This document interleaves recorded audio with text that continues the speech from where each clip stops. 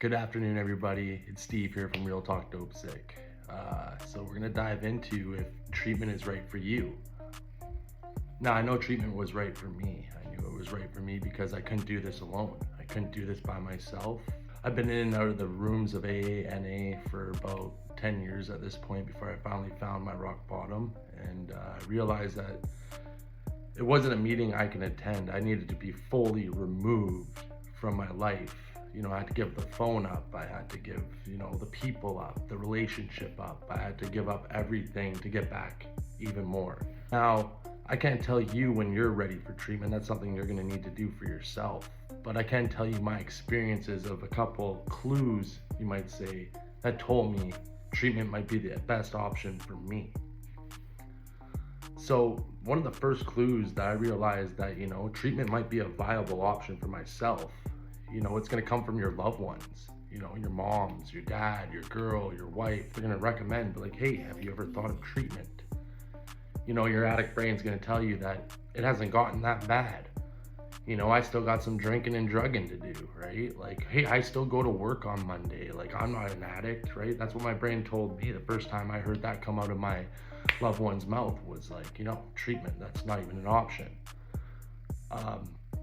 Other than that, as your illness progresses, right, the next people that are going to let you know that maybe treatment's a viable option is your friends. They're going to be like, yo, bro, that weekend was pretty heavy. I think you need to go to treatment or consider treatment. And these are probably the people that you're using with and drinking with that are fucking, if not crazier than you are. So that's going to kind of slap a little bit. I know that really opened my eyes up to treatment when, you have somebody who you just saw black out, crash their car, piss their pants, and then they're telling you like, hey bro, you should consider treatment. That was a wake-up call for myself. Now, what is treatment? Like, maybe you're new, maybe you've never been, maybe you got fear around it. Well, treatment's usually a facility that takes you in for anywhere between 30 to 90 days. The program I went to was 60, I stayed the 90, and then I eventually ended up staying in the second stage program for over a year because I thought that's what I needed at that time. Everybody's different, but if I could tell you one thing, I know that you're not gonna beat this issue with substance with 30 or 60 or 90 days. This is gonna take a full 2 feet in commitment, and you're gonna have to really put in the work because this is one of those things that whatever you put into, you're gonna get out of it, if not more. Some other things that might come into your treatment, are you able to keep a job? Like, are you able to show up for work, or are you missing every second Monday? Are you missing Wednesdays? Are you missing every second Friday or every Friday, right? Usually the next person to recommend treatment centers, especially if you're out in the oil fields or you're in some kind of union job, they're gonna try to push you there, right? They're gonna wanna see you recover because they want their employee back. They want, somebody who shows up, someone who is reliable, dependable, a better worker. Because I guarantee you, any kind of job you're working while you're under the influence or while you're getting polluted the night before, you're only giving your job or your employer or even life about 50%. So they know that they have funding put away for guys to go to treatment centers. You're gonna have 2 options for treatment. I know that just this for here in BC, there's 2 different types of treatment. One of those is ministry. So ministry paid treatment stays. It's where you're on PWD, income assistance, and they foot the bill for your treatment. That's what I did. When I came in the doors of treatment, I had nothing, not even 2 nickels to rub together. Like, I was broke. So I had to figure out how to get on ministry, how to get on income assistance, how to get that to go into PWD so I could pay for my stay there. Some treatment centers, they'll help you do this directly. But if you are here in Canada or you're in BC, you're gonna want those ducks in a row before you even hit the intake. So, because they're gonna wanna see on paper that they're gonna get paid. Because at the end of the day, this is a business, even at the ministry level. So, what else you can do is, if you haven't burned it all, you haven't drained your savings, you got family that's still, supporting you and financially and stuff like that, you could do a private pay. Now what the private pay option is, it's you know, it's a few grand more than ministry, right? So that's like the lowest one. It can go anywhere between 8 grand a month all the way up to 20 grand a month, all the way up to 50 grand a month, depending on where you go and, you know, what you're looking for to get out of the experience. For me, ministry was enough. I loved the programming they had in ministry. You know, we were up at 6:30, you do your chore, you stand by your room, you get your room signed off on, that the beds are made, the shelves are clean, any surface area, there's, you know, your room swept, mopped, all that. I needed that kind of structure in my life. It was more, I guess you can compare it to like a militarized structure. And for somebody that comes in off their own will off the street, it's a culture shock, right? Like it's just gonna kind of pick you up and show you like, holy crap, like this is how normal people function in life, right? So that's kind of like that whoa moment, right? So now as far as you go to the self-pay structure, they're gonna have more included. Like sometimes they're gonna actually have, you know, paid psychiatrists there, and they're gonna have, you know, other opportunities. They're gonna take you out on day outings, right? Like you're gonna go golfing, you're gonna go karting, you're probably gonna have some kind of masseuse come there, rub you down. You're gonna have like options for what's that, needle therapy, like acupuncturists and stuff like that. So like, you know, that's cool too. Like if that's what you need, you know, if you need the comforts, like do it. I know many guys that have went that route. You know, me just being, you know, a low level, you know, bottom of the barrel addict, like I would never be able to get it in a place like that because, you know, it's just, I'd have too much money with me, man. Like I'd go out and use, like that's what I'd want to do. Like, you know, I like to burn it down to where I have nothing to use with. It's kind of low bottom addict I am. So really it comes down to choice. Like I said before, like if you're looking to go through like a ministry type style paid treatment, make sure you have your PWD or your income assistance already in place, right? It makes it that much easier for you to get in. You know, they just switched the per diem pay to the ministry pays your stay. I think they release you, you know, $100 comfort check a month to kind of live off of, but most of these ministry places, all your food's included, right? You're gonna get your 3 square meals. It's gonna have a vegetable, starch, protein, a lot of stir fry, you know, because they gotta feed the masses. Some of these centers are holding up to 45 people. So, you know, you're gonna be, you know, you're gonna be in it. You're gonna be in the thick of it, right? Yeah, so what this can look like from, you know, just you getting to the door, okay, so you've put your name out everywhere, like you've been in some kind of detox and they've handed you a list and you've called all these treatment facilities. And then now one's opened up a bed and they said, hey, we want you here now. Like you can come within 24 hours. Some of them want you to be fully detoxed. And this is why I say, like, if you're in a detox place, they're probably gonna give you a sheet. And you're gonna call all these treatment places if you're ready. And then when a bed opens up, it's time to go. Like once you have the desired amount of, you know, space that they need, because they don't want to bring you into these treatment centers and you be, you know, going through withdrawal and shit like that. So yeah, you're gonna show up at the door, right? Your head's gonna be foggy as shit. Like you're gonna sit across the table from somebody who probably has, like, you know, 4 months sober, and they're gonna be doing your intake, right? Because that's how these places go. They, you know, they hire within. So you're gonna be filling out all the intake, you're gonna be signing all these consent forms and stuff like that. And usually it just has to do with like, what program are you jumping into, what their rules are.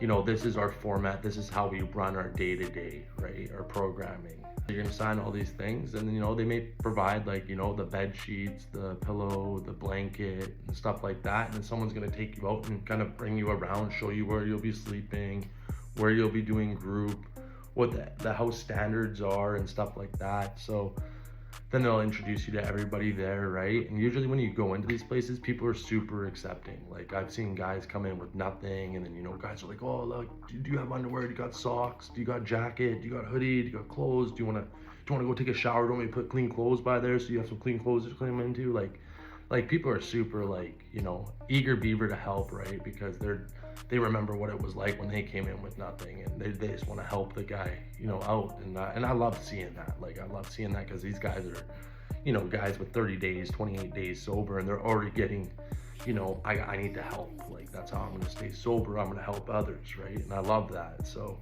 then you're going to spend some time there. Like usually you got to turn that phone in for about a month. and a lot of guys have an issue with it. So like, I'm not turning my phone in and shit. But it's beneficial, because the fact is, a lot of those contacts in that phone, a lot of those relationships in that phone are the shit that got you loaded to begin with, right? Like that's just easy, take me out. My girl's messaging me, I gotta be there, my kids need me. Like, motherfucker, your kids need you sober. Like, that's what they need. They need that now. So they take your phone, right? Usually they'll give you, privileges for a house phone. They might give that to you right off the hop. They might give that to you within 7 days.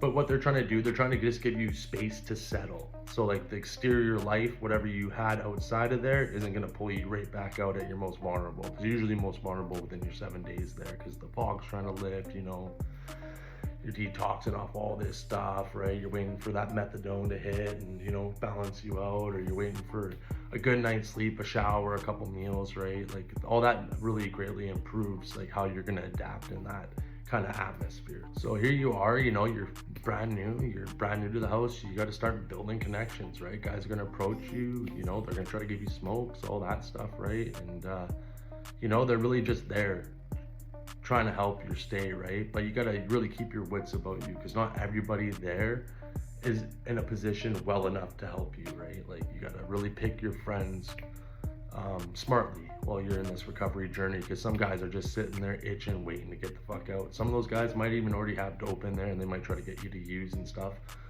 But hopefully, that's not your roommate, that's not anything like that, because it makes it that much harder. What does a day in the life of like these ministries programs look like?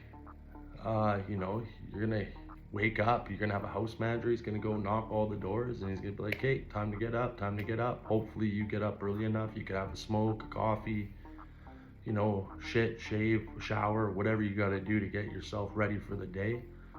They're gonna have chores, right? So you're gonna be dedicated to chore. You gotta make sure that chore is done. They're gonna give you about an hour after your smoke, coffee, or whatever, get that done. So you're 6:30, they're gonna check your chore at 7:30.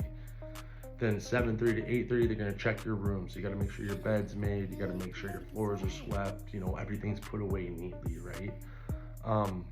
And this is the way a good program operates. There's many flop house recovery houses, but we'll get into that later. So what you're gonna do, then you're gonna get yourself, fed cereal, banana, apple, juice, coffee, smoke, like whatever, right? And then you get ready for group.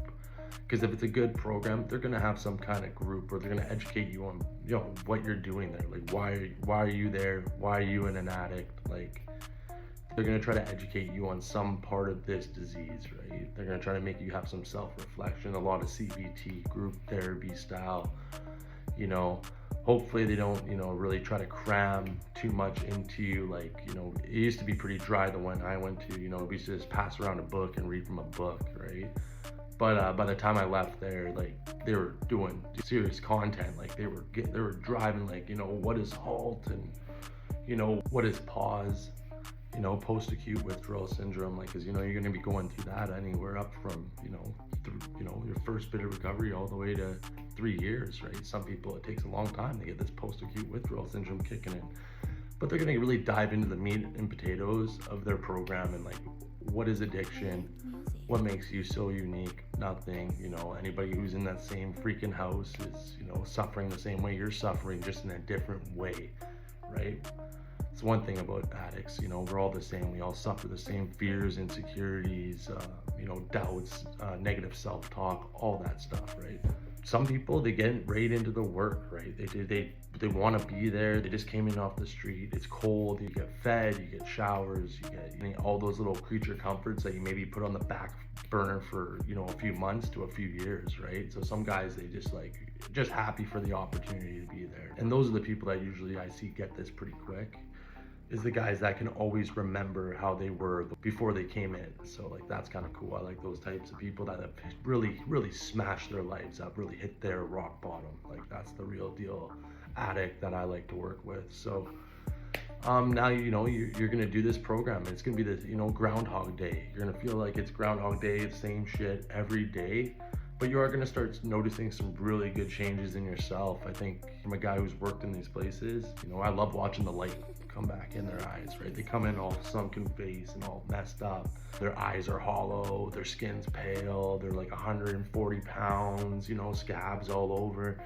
And then by week 3, they start putting on that weight from all those donations and all those meals. They start walking with a new confidence, the light's back on in their eyes. Like I like that whole transformation that happens in that first month. I love watching that. Like it's a pretty amazing thing to see. You know, I put that right up there with miracles. Like holy, this person's a real live functioning human being, right? When they came in, they looked like a freaking zombie. But yeah, usually that first month, it's a grind, right? A lot of guys leave within the first 2 weeks. But the ones that stick around by usually from the day they got in to day 30, you start to see a drastic change in them. So that's pretty exciting stuff. Usually by this point, the treatment center will start giving you some stuff back. They'll start giving you your phone privileges back. You'll maybe be able to leave and be what they call it, like, you know, a seniorship program where you take the newer guys to the store to buy candy and Slurpees and things of that nature. You can take them shopping and stuff like that. You kind of watch over them, right? And this is where you're tested, right? Because you get your phone back. You're all like, oh yeah, I can talk to my girl. I can go on Facebook. I can go on Tinder, and all this like negative, toxic shit that you really don't need in the first few months of your recovery. But let's face it, we all do it. We're gonna do it, and then it's a real test of what you've learned in that 30 days. Like, are you gonna let all this stuff that you're getting back on your phone take you out? Yeah, you get some pretty cool opportunities within your first 30 days, and they might even give you some responsibilities within the facility itself. They might make you assistant manager or whatever of that house, which is awesome. Like, here's people that are being asked to step up, and some of these people, this is their first introductions to social work. I know it was one of the first introductions to social work for me. So I loved it. Like, anytime I got asked to do something, I did it, and I had great results with it. This, like I said before, like this is what kicked it all off for myself, being like, holy crap, like there's something to this world of recovery that I could really sink my teeth into. So you make it all the way up. Usually it's a 60-day program. You've done all the groups, you've done everything that was asked for you. If it's a 12-step program, you've completed a full set of steps, right? You had this spiritual awakening. If it's a smart recovery, maybe they had a certain milestone that you needed to cross, and then they're gonna give you a certificate of completion. And that's a big deal. Like, that little piece of paper, it doesn't seem like much, but damn, you're taking a guy that could barely string 3 hours of sobriety together, and here they are, they just strung 60 days. Like, that's huge. That's a huge win. I love seeing people come up and take their 30s and their 60s and their 90s. Like, that's a big deal, and it doesn't seem big at the time, but it is. If this place is really well established, really well set up, they're gonna approach you and they're probably gonna offer you some kind of like second stage living. I highly recommend anybody that offers that to take that. Like, I get it, you're eager, you want to go back to the family, you want to go back to work, you want to do all these things that you think that are waiting for you, right? And that's a very common emotion. I see a lot of men, they're like, man, I need to go back to my wife and my kids and all that. And like I said it before, man, yes, your family needs you, but they need you to get this. Like, what they don't need is you to come back into their lives like a freaking hurricane, destroying everything, right? Because you thought you got it and you're good from here. No, man, like I'd put in at least minimum a year of hardcore recovery. And the reason I say that is because you probably spent the last 10 years creating this unlovable beast of an addict that you got trapped in. You've been learning bad behaviors for decades. And if you think you're gonna come in a 60-day program is gonna fix you, like, that's that insanity. Like, that's that crazy addict brain that's saying, like, let's go back, round 2, round 3, round 4, round 5, like whatever it takes, right? Like, I see guys coming in other kids and their wives' lives, and just it never ends good, right? So trust me, everybody wants you home, but when they want you home for good, right? So that's what's up. And hopefully you give yourself that, right? Like, it seems very selfish, like, and guys always like, oh man, like I can't be like, no man, invest in yourself. Like, do you for a year. Like, fuck everything else, they're all there, because that way when you go and try to rebuild that family unit, try to step in and be a dad again, they got you. They got the real you. They got the real you running on premium fuel. Like, they got their dad, right? They're not gonna have someone who's gonna be like dad of the year for 3 weeks until he picks up drink or drug again, and then has to disappear again and have to deal with all the wreckage in the household, right? So like, do you, everybody each their own, right? So yeah, is treatment right for you? Like, I don't know. That's something you're gonna have to decide for yourself. I gave multiple examples of like what happened to me to make me realize that treatment was the way to go for me. But you gotta admit to yourself, like, am I licked? Like, am I done? Because if you still have that little voice and you said that you still have a little bit more burning down to do, you're probably gonna leave treatment anyways, right? A lot of the guys that end up getting this, they're had multiple stays in these treatment facilities, and it just wasn't the right time for them. For me, it was pretty easy. Like, I had no more cards to pull, I had no more, relationships to milk. I was at the low of lows, and I realized it was either this or go on to the bitter end, which is we call jails, institutions, death. So if you're considering treatment, maybe ask yourself, like, am I done? Like, am I really done? Because not just like, oh, I just did something really outrageous and humiliating the night before, but like, are you actually at your bottom where you're just like, I cannot go on like this anymore? I think that's the difference between, treatment really being for you is are you ready to keep an open mind? Are you willing to do anything to recover from this disease? And then hopefully that's at the point where you are, right? That's where I see, like, that's when it's gonna work for you, right? I love watching somebody come in there just broken, down on their luck, because like that's someone who's probably gonna get it. But then you got the other side of this. I always say everybody's bottom looks different. There's guys out there missing limbs and they're still going hard. So somebody's bottom, is way below even what I'm willing to do for my bottom. So is treatment right for you? That's something you just gotta, decide for yourself. All right, so that's really all I gotta cover today. This is always for the, the addict that's still suffering, the person that may be considering recovery. This is for you. Like, this is for you or anybody that that's suffering. Maybe send them this, right? Because they're gonna wanna know. They might have some fear built up around this. This is just content that I think would be useful if it was me heading to recovery. So thank you for sitting with me. This is Real Talk Dope Sick. Follow for more.